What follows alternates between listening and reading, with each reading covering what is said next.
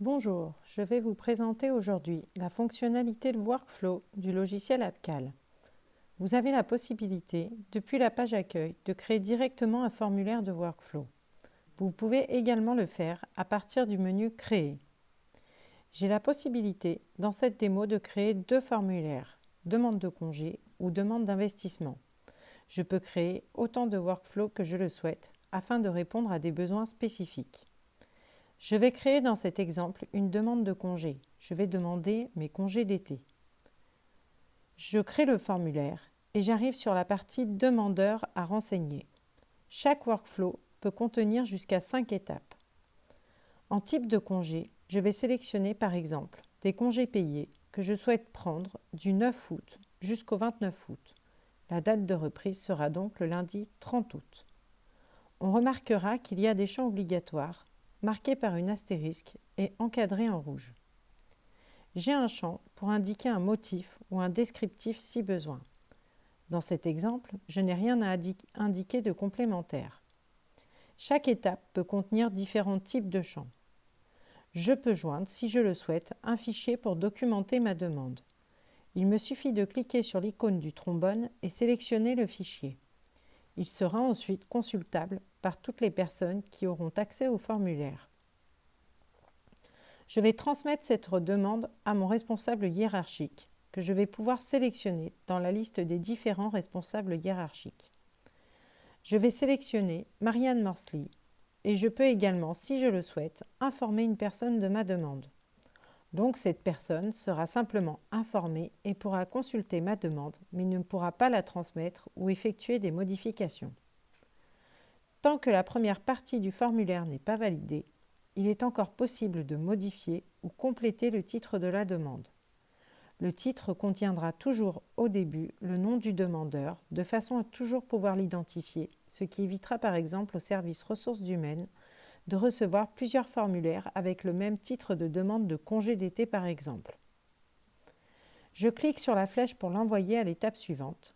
La première étape est alors grisée, je ne peux plus la modifier. Deux mails ont été envoyés en automatique. Un au responsable hiérarchique et le deuxième à la personne à informer. La deuxième étape doit être remplie par Marianne Morsley. Je n'y ai donc pas accès, je ne peux pas la renseigner. Je vais maintenant me déconnecter et me reconnecter avec le profil de Marianne Morsley, responsable hiérarchique en charge de valider la demande de congé d'été.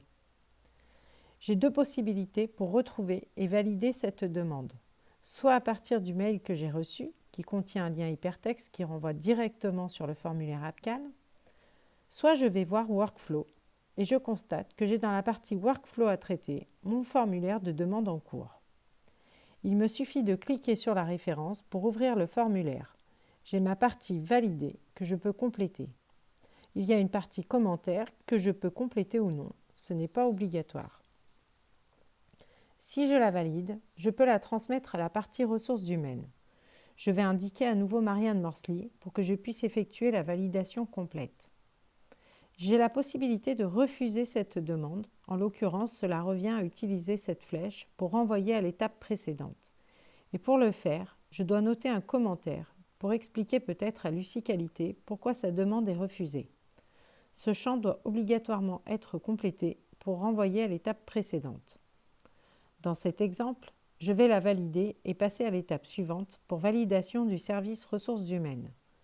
Je nomme également Marianne Morsley afin de pouvoir la valider. Dans cette étape suivante, puisque je suis également le responsable, je vais pouvoir finaliser cette demande. Je peux informer par exemple une personne d'un service, etc. En validant cette dernière étape, je vais transmettre à Lucie Qualité, c'est-à-dire le demandeur initial, sa demande validée. Maintenant, le formulaire est complètement verrouillé puisque toutes les étapes ont été réalisées. Dans le menu Voir Workflow, on peut visualiser tous les formulaires à traiter, c'est-à-dire tous les workflows pour lesquels j'ai une action à effectuer, soit parce que je suis l'émetteur et que je ne l'ai pas encore transmis à l'étape suivante, soit parce que j'ai une étape à valider et transférer.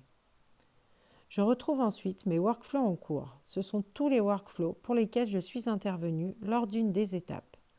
Il peut y avoir jusqu'à 5 étapes dans un formulaire, Dans l'exemple, nous avons vu 3 étapes, mais il peut y en avoir jusqu'à 5. Dans les workflows en cours, ce sont les formulaires qui me concernent et qui sont en cours, c'est-à-dire qui ne sont pas encore entièrement validés et dont je suis responsable de la validation d'une étape ou l'émetteur. Je peux également afficher les workflows, c'est-à-dire des formulaires dans lesquels je suis intervenu dans l'une des étapes en tant qu'émetteur, valideur, etc. Je viens de vous présenter un exemple classique de formulaire de workflow de validation pour une demande de congé. On peut créer d'autres types de formulaires paramétrables dans le menu Admin. La fonctionnalité Workflow est faite pour répondre aux demandes spécifiques. Demande d'investissement, validation d'un produit, etc. Voici le principe des formulaires. Un workflow de validation, des champs, soit des listes déroulantes, soit de cases à cocher, soit des champs de texte ou encore des zones de paragraphes.